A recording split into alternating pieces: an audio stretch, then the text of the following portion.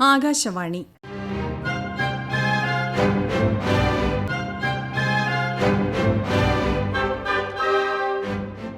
ജില്ലാ വൃത്താന്തം. ഇന്ന് തിരുവനന്തപുരം ജില്ല.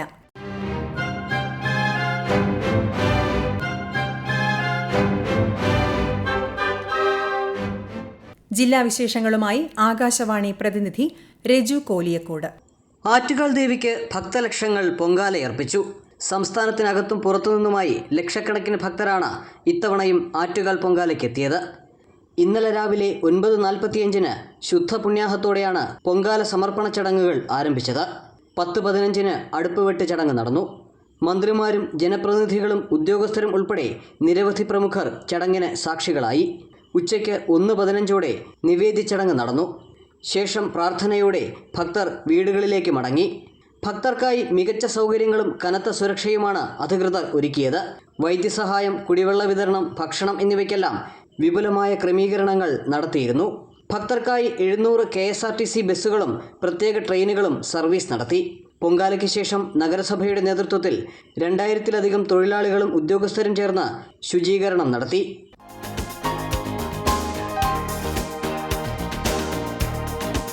ശ്രീനാരായണ ഗുരു മഹാത്മാഗാന്ധി സമാഗമ ശതാബ്ദി ആഘോഷം വർക്കല ശിവഗിരിയിൽ നടന്നു.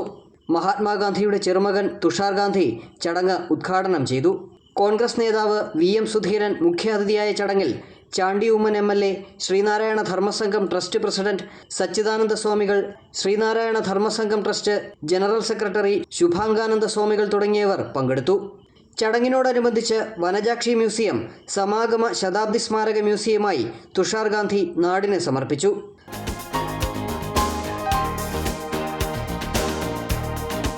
അന്താരാഷ്ട്ര വനിതാ ദിനാഘോഷവും വനിതാ രത്ന പുരസ്കാര വിതരണവും തിരുവനന്തപുരത്ത് നടന്നു. കനകക്കുന്ന് നിശാഗന്ധി ഓഡിറ്റോറിയത്തിൽ നടന്ന സംസ്ഥാനതല പരിപാടി മന്ത്രി വീണ ജോർജ് ഉദ്ഘാടനം ചെയ്തു. മന്ത്രി GR അനിൽ ചടങ്ങിൽ അധ്യക്ഷനായി. വിവിധ മേഖലകളിൽ തങ്ങളുടേതായ വ്യക്തിമുദ്രയും മികവും പ്രകടമാക്കിയ വിശിഷ്ട വ്യക്തിത്വങ്ങൾക്ക് വനിതാരത്ന പുരസ്കാരം സമ്മാനിച്ചു. ICDS പദ്ധതി പ്രവർത്തനത്തിൽ മികവ് പുലർത്തിയവർക്കും ചടങ്ങിൽ പുരസ്കാരം നൽകി ആദരിച്ചു.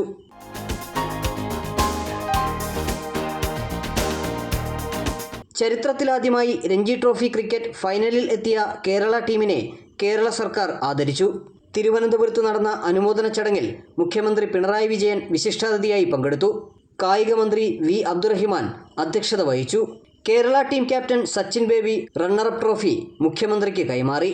കേരള ടീമിന് 4.5 കോടി രൂപ സമ്മാനമായി നൽകുമെന്ന് KCA പ്രസിഡന്റ് ജയേഷ് ജോർജ് അറിയിച്ചു.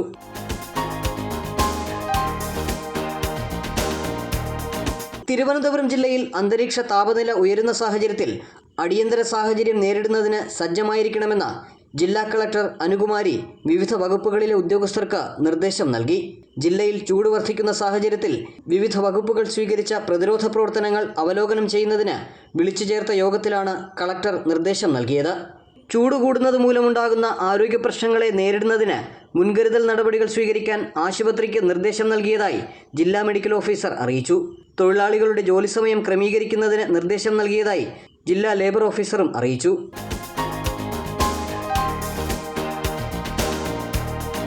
തൈക്കാട് സ്ഥാപിച്ചിട്ടുള്ള അമ്മത്തൊട്ടിലിൽ കരുതലിനായി കഴിഞ്ഞ 1 മാസത്തിനിടയിൽ 6 നവാഗതർ കൂടിയെത്തി. മാർച്ച് 4-ന് 2.48 കിലോഗ്രാം ഭാരവും 4 ദിവസം പ്രായവും തോന്നിക്കുന്ന പെൺകുഞ്ഞാണ് സമിതിയുടെ പരിചരണാർത്ഥം അവസാനമായി എത്തിയത്.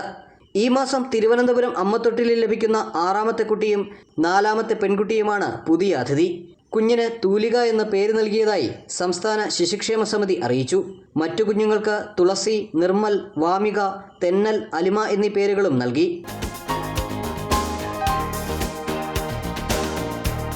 വിജ്ഞാന കേരളം പദ്ധതിയുടെ ഭാഗമായി അസാപ് കേരളയുടെ വിഴിഞ്ഞം കമ്മ്യൂണിറ്റി സ്കിൽ പാർക്കിൽ ഈ മാസം 11-ന് സൗജന്യ തൊഴിൽ മേള സംഘടിപ്പിച്ചു. 200-ലധികം ഒഴിവുകളുമായി പ്രമുഖ കമ്പനികൾ മേളയിൽ പങ്കെടുത്തു.